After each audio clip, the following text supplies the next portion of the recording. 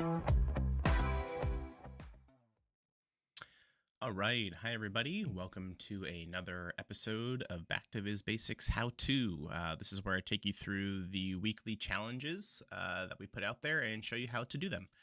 So let's go ahead and jump in. As always, I like to start just with a few housekeeping items. So here we have our Back to Viz Basics website on the Tableau Student Guide website, so be sure to check that out. This is where you can find everything that you need to know about this data challenge, as well as the challenge for this week. So the current week that we're in is week 14, and we're building a box plot. But I'm actually playing a little catch up here, just due to vacation and some time off. And we are going back and I'm going to show you how to use an annotation in your visualizations. Don't forget to submit your dashboards and your charts. There's a Google form at the bottom of the Back to Viz Basics website that populates a tracker that lives on my Tableau public page. So go ahead and check that out. Really great way just to see what others are doing for the challenges, and just a great way to keep track of your progress. So if you're in the teal group, you've completed all challenges. Looks like we have quite a few folks here at the top that are almost there, just need to complete the week 14 challenge. But everything that you need to know about how to participate in the project is all listed here. I also want to shout out the Tableau community Slack. This is free for everybody to join. This is a great way to connect and collaborate, meet other folks in the data fam. So be sure to check this out. A lot of great channels here. Back to Viz Basics, we actually have our own channel in here. So go ahead and collaborate with other users as well. Again, everything that's listed on the website is also listed here in the different canvases that are within our channel. So about Back to Viz Basics, how to participate, the team, helpful resources, as well as a link to our challenges as well. So definitely join us there and keep the conversation going. All right, let's hop into Tableau. So for this week, we are looking at the most expensive sport team sales, which I thought was a really interesting data set to check out. So just taking a look at our data, we have the team, the sport, the sale price in billions. So we're looking at anywhere from 2.2 billion all the way to 10 billion, as well as the country. So looks like we only have one team in here, one team sale that is non-American, which is really interesting. This Los Angeles Acres sale is still pending, I think. I think it's still waiting on approval, but this is at least what it's valued at, which would be almost, well, I guess not totally double compared to the Boston Celtics, but obviously a huge jump in sales price. All right, so let's talk about annotations. So I'm going to build just a very simple bar chart here, not the sport. I want my team. And we're going to do the sales price in billions. Let me make this as big as possible. All right, so 3 ways that we can add an annotation. I'm going to right click and I get on a mark, and I get this annotate option here within the little window that pops up. So I can annotate a mark, a point, or an area. A mark is going to be an annotation that is tied to this specific mark. A point, this is anywhere on an XY axis that I can annotate a point, then it'll stay there, or an area. So if I have a cluster of points or a cluster of marks, I can put an annotation over that specific area. So for this example that we're going to go through today, I'm going to work with annotating a mark. So I'm going to make this selection here. And then I get just this edit annotation window that pops up. This looks very similar to kind of like the label window that pops up on from our marks card, and I can add whatever I want to this label. So I love that I can use other fields in here, you know, to call out something specifically if I want from one of my values, or I can put my own text in here. I guess I should probably back up and maybe explain why annotations might be a good thing to add. Again, we always want to make sure that our users have the information that they need to answer their key business questions and to do their job. So adding an annotation just adds that little bit of extra labeling or context for whatever information that we think might be helpful to our user. So that's why I like to use them. We need to think that not all our users are going to be technical Tableau developers building dashboards and know everything about the data.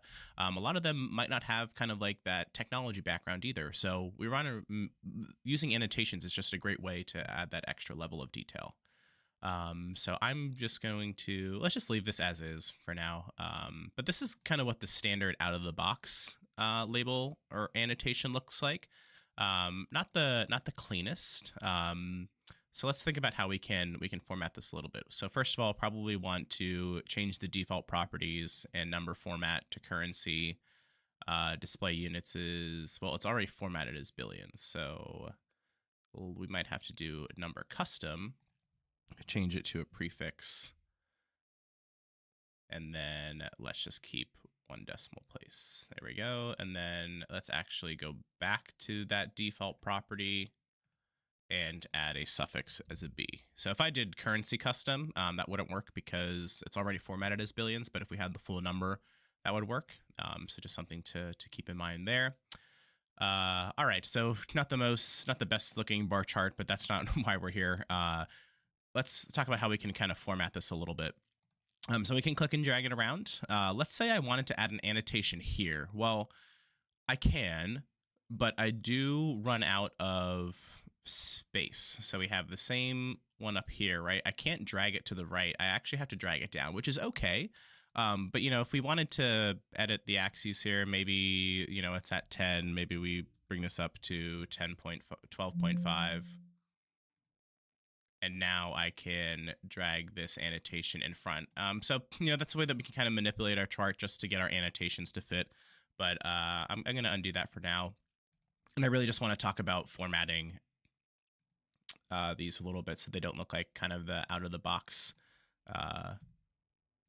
version here. So I'm going to right-click on this, and I'm going to select Format. Then I get this Format Annotation pane here on the left-hand side. I can change the box to a single edge or 4 edge. If I just do a single edge, I need to make the line a little bit darker for us to see that. So let's keep it as 4 edge for now. The shading, that's just going to be kind of like the background. So see, I changed it to red. I can bring down the transparency here and make it a little bit lighter. Let's just go with blue to match that. This is not the Chelsea blue, but we'll just we'll keep it like that for now. Maybe bring this down to like 20% transparency just so we can see what's behind it. Go on.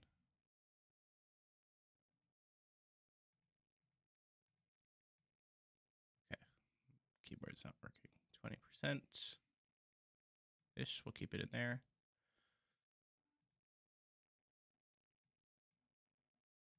I don't know why it's giving me such a hard time. All right, there we go. Then we can change the border. So maybe I want to put like a darker border around this. Again, just like any other object, I can change kind of like the thickness, what this looks like. I'm just going to keep this as a solid line and just use the second thickness there. The corners we can do rounded, so you can kind of see it changing a little bit here. I can do more rounded, or I could do very rounded. So kind of up to you. I'm just going to go with rounded just a little bit.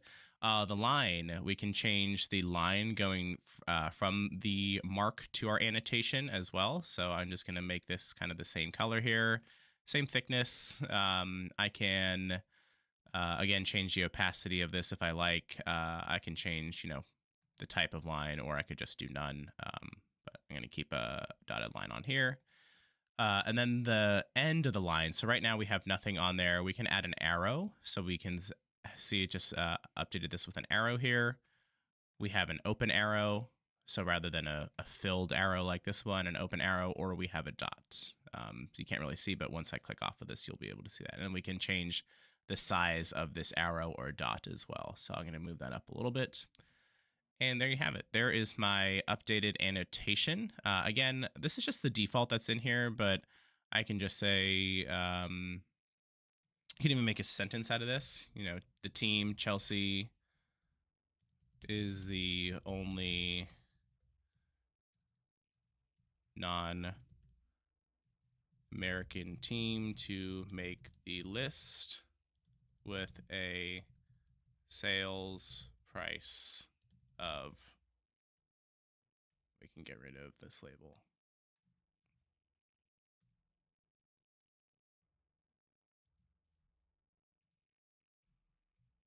Maybe we want to bold. Oh, they're already bolded.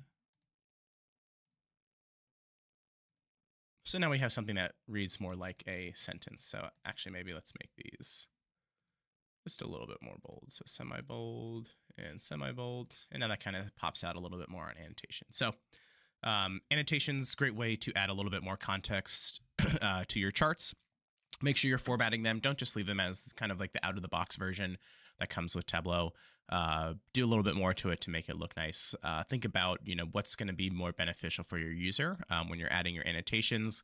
3 types of annotations. You have your mark, point, or area. What we did today was annotate a specific point within our chart. That is all that we have time for today. So thank you so much for joining. We will be back next week with our week 14 challenge, which is box plots. So a lot of great information there. Again, remember to join the Tableau community Slack for Back to Viz Basics. Like, share, subscribe on YouTube, on our different channels for Back to Viz Basics. And don't forget to submit your visualizations in our tracker. It is a great way to check your own progress, share with others, see how others are building the same type of charts, and just continue to support and uplift our data community project. Thank you so much, and we'll see you next time.